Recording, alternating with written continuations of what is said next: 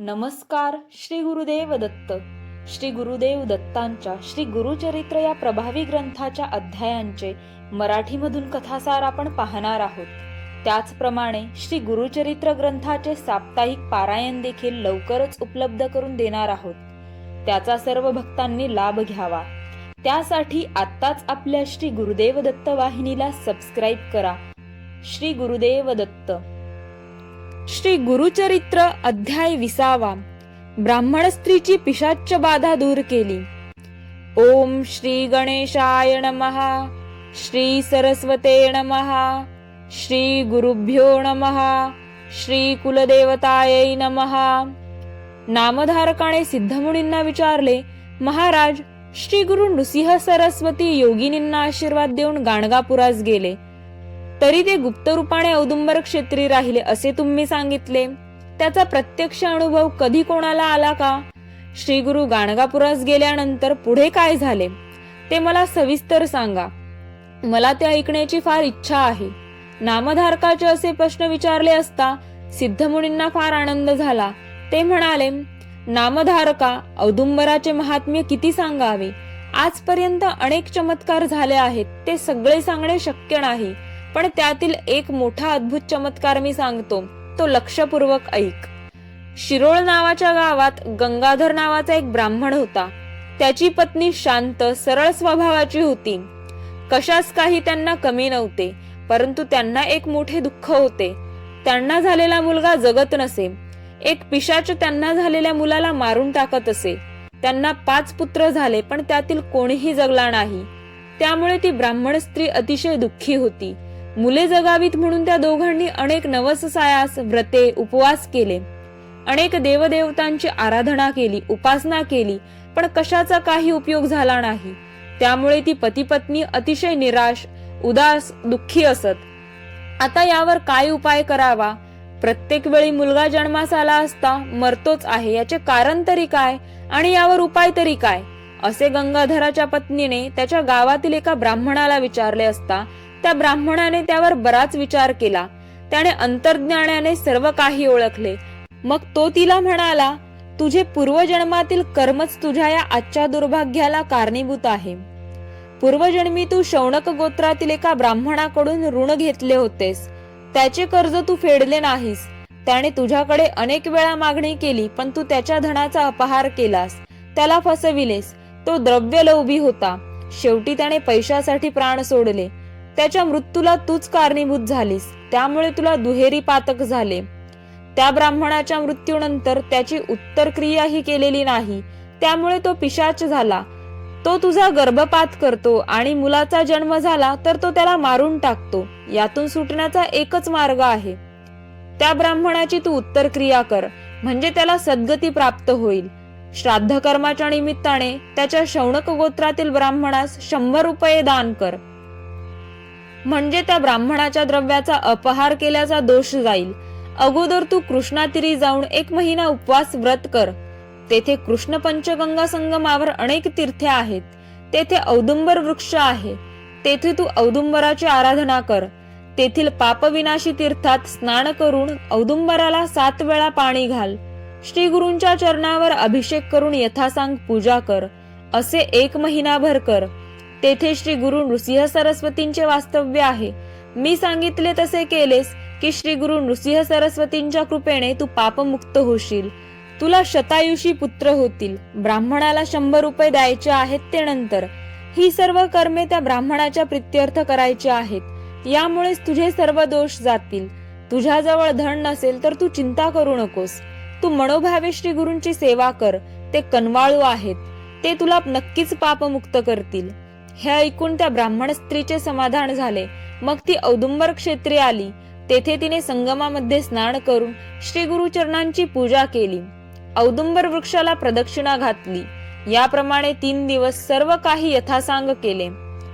3ऱ्या दिवशी ती झोपेत असताना तो आत्महत्या केलेला ब्राह्मण आला व तिला दरडावून म्हणाला, तू माझे 100 रुपये दे, नाहीतर मी तुला ठार मारेन. इतकेच काय, मी तुझा वंश वाढू देणार नाही. तुझे सगळे प्रयत्न व्यर्थ आहेत. तुला पुत्र होणारच नाही. झालाच तर तो जगणार नाही. असे म्हणून तो पिशाच ब्राह्मण तिला मारण्यासाठी धावला. भयभीत झालेली ती स्त्री औदुंबरा आड लपली. तेथे तिला श्री गुरु दिसले. ती त्यांच्या मागे लपून बसली. श्री गुरूंनी तिला अभय दिले. मग त्यांनी त्या पिशाच ब्राह्मणाला दरडावून विचारले, काय रे, तू या स्त्रीला कशासाठी मारतो आहेस? त्यावर पिशाच ब्राह्मण म्हणाला, स्वामी, या स्त्रीने गतजन्मी माझ्या धनाचा अपहार केला. त्या दुःखाने मी प्राणत्याग केले. स्वामी, आपण कनवाळू आहात, कृपाळू आहात, तुमचे सर्वांवर प्रेम आहे. तुम्ही या स्त्रीची बाजू घेऊन पक्षपात करू नये. त्यावर श्री गुरु संतापून म्हणाले, तू माझ्या भक्ताला त्रास दिलास तर मी तुला शिक्षा करेन. मी सांगतो तसे वाग, यातच तुझे कल्याण आहे. ती जे काही देईल ते मुकाट्याने स्वीकार कर. तू येथून ताबडतोब चालू लाग. माझ्या भक्ताचे रक्षण कसे करायचे ते मी पाहीन. मी माझ्या भक्तांची वंशवृद्धी करेन. आता जर तू पुन्हा परत आलास तर मी तुला कडक शिक्षा करेन. श्री गुरूंनी असे ठणकावून सांगितले असता वरमलेला तो पिशाच ब्राह्मण श्री गुरूंना वंदन करून म्हणाला, स्वामी, माझे भाग्य थोर म्हणून आपले दर्शन मला घडले. आता माझा उद्धार करा. तुम्ही आज्ञा करा तसे मी वागेन. त्यावर श्री गुरु म्हणाले, या ब्राह्मण स्त्रीने तुझे उत्तर कार्य केल्यावर 10व्या दिवशी तुला सद्गती प्राप्त होईल. त्या ब्राह्मण पिशाचाने ते मान्य केले. मग श्री गुरु त्या ब्राह्मण स्त्रीला म्हणाले, तुझ्याजवळ जे काही थोडेफार धन असेल ते त्या ब्राह्मणाच्या नावाने खर्च कर. अष्टतीर्थात स्नान करून औदुंबराला जलाभिषेक कर. असे केल्यास तुझे ब्राह्मण हत्येचे पाप नाहीसे होईल. तुला दीर्घायुषी कन्यापुत्र होतील. हे सगळे त्या स्त्रीने स्वप्नात पाहिले, ऐकले. तिला एकाएकी जाग आली. तिने डोळे उघडून इकडे तिकडे पाहिले, पण कोणीच दिसत नव्हते. स्वप्नात पाहिलेली गुरुमूर्ती तिच्या मनात ठसली होती. स्वप्नात श्री गुरूंनी सांगितलेले सर्व काही तिने केले. ती ब्राह्मण हत्येच्या पातकातून मुक्त झाली व त्या पिशाचालाही मुक्ती मिळाली. एके दिवशी श्री गुरूंनी तिला स्वप्नात दर्शन दिले. 2 नारळ तिच्या ओटीत घालून तिला म्हणाले, आता तू व्रताचे उद्यापन कर. तुला शतायुषी आणि ज्ञानी पुत्र होईल. तुमची वंशवृद्धी होईल. आता कसलीही चिंता करू नकोस. श्री गुरूंनी असे सांगितले असता त्या ब्राह्मण दाम्पत्याला अतिशय आनंद झाला. त्यांनी श्री गुरूंच्या आज्ञेनुसार व्रताचे उद्यापन केले. ती ब्राह्मण स्त्री शापमुक्त झाली. काही दिवसांनी त्या स्त्रीला श्री गुरूंच्या आशीर्वादाने 2 पुत्र झाले. मोठ्या पुत्राचे मौजीबंधन केले व धाकट्या पुत्राचे 3ऱ्या वर्षी चुडाकर्म विधी करण्याचे निश्चित केले. परंतु चुडाकर्म विधीच्या आदल्या दिवशी मध्यरात्री तो मुलगा अचानक आजारी पडला आणि मरण पावला. आई वडिलांना अतिशय दुःख झाले. मुलाचे प्रेत मांडीवर घेऊन ब्राह्मण स्त्री मोठ्या मोठ्यांदा रडू लागली. नात्या गोत्यातील लोक जमले. सर्वांनी परोपरीने समजावून सांगण्याचा प्रयत्न केला, पण त्याचा काहीही उपयोग झाला नाही. लोक म्हणाले, जे विधिलिखित असते ते टळत नाही. देवांनाही मरण टळत नाही, तेथे आपल्यासारख्या माणसांची काय व्यथा. काळ हा मोठा बलवान आहे. लोकांनी तिला खूप समजाविण्याचा प्रयत्न केला, पण ते तिला पटत नव्हते. ती म्हणाली, असे कसे होईल? औदुंबर क्षेत्री वास्तव्य करणारे श्री नृसिंह सरस्वती श्री दत्तात्रेयांचे अवतार आहेत. तुला दीर्घायुषी पुत्र होतील असा त्यांनी मला आशीर्वाद दिला आहे. तरीही असे कसे घडले बरे? श्री गुरूंच्या वचनाला कमीपणा येत असेल तर विश्वास तरी कोणावर ठेवायचा? आता मी तरी जगून काय करू? मला मरण आले तर बरे होईल. आता मी प्राणत्याग करीन असे म्हणून ती श्री गुरूंना दोष देऊ लागली. ती म्हणाली, स्वामी महाराज, तुमचे वचन खोटे कसे ठरले? तुमचे वचन म्हणजे ब्रह्मवाक्य. त्याला आज तडा गेला.